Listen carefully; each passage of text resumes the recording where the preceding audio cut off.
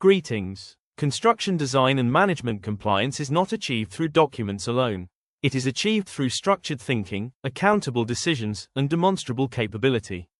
At Othman Haji Ismail Associates, we apply the 4C model, context, concept, content, and competency, to translate legal duties under the CDM regulations into practical, auditable, and defensible outcomes. This model forms the foundation of our CDM compliance ecosystem, ensuring that every duty holder understands not only what is required, but why, when, and how it must be delivered. Hey everyone, and welcome. Today, we're diving deep into the world of massive construction projects. You know, the really big stuff. Skyscrapers, ports, entire transit systems. We're going to uncover the critical and often totally invisible blueprint that keeps them safe right from the very first sketch. So just think about that for a second. When you see a massive crane hanging over a city, what's the secret sauce? The invisible force making sure every single decision, from the initial design to the final bolt being tightened, is all about safety. I'll give you a hint. It's way more than just hard hats and safety vests. There's something much, much deeper going on here. And the answer? Well, it lies in a brand new and pretty complex set of rules. It's literally a blueprint for safety that professionals now have to master. And this isn't just about tweaking old guidelines. It's a huge shift in how we approach building things, right from the ground up. And here it is, the rule book itself. In Malaysia, it's officially called the Occupational Safety and Health, Construction Work, Design Management Regulations 2024. Yeah, that's a mouthful. So we'll just call them the CDM Regulations. Now, the core idea is actually simple, but it's a total game changer. You can't just react to risks on a construction site anymore. You have to design them out from the very beginning. So for example, instead of just slapping a warning sign on a dangerous rooftop for maintenance crews later on, the architect actually designs a permanent, safe walkway into the original plans. And a new legal framework like this, well, it demands a whole new level of expertise. Right. So a new, complex rulebook means you need a new kind of expert, what you might call an architect of safety. And to really get our heads around how to navigate all this, we're going to follow the journey of one of the pioneers in this field, someone whose career, as you'll see, seems almost perfectly built to tackle this exact challenge. Just look at this timeline. It maps out a journey over 4 decades across some of the world's most high-risk environments. It all started back in 1976 at sea, building that rock-solid foundation in operational safety. From there, it was about mastering technical audits and investigations. Then, a huge leap into education, founding an academy that trained over 40,000 professionals. Then came international airport operations, and after that, designing the entire safety system for a massive offshore oil and gas base. You see how each step builds on the last?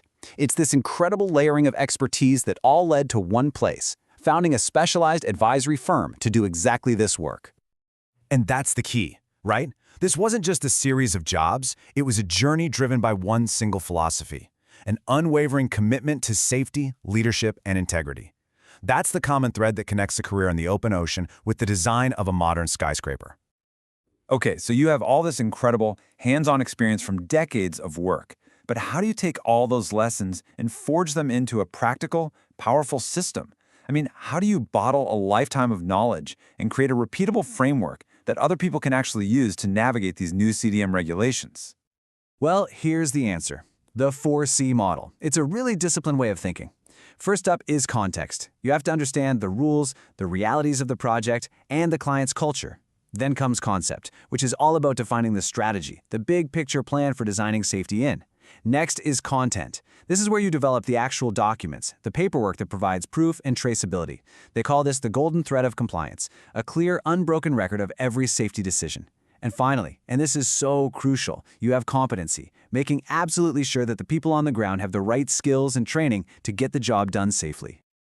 And all of that, the whole 4C model, leads to this, the CDM Compliance Ecosystem Template. This is the end product. It's a complete, unified system that takes all the moving parts, regulations, operations, safety needs, and pulls them together.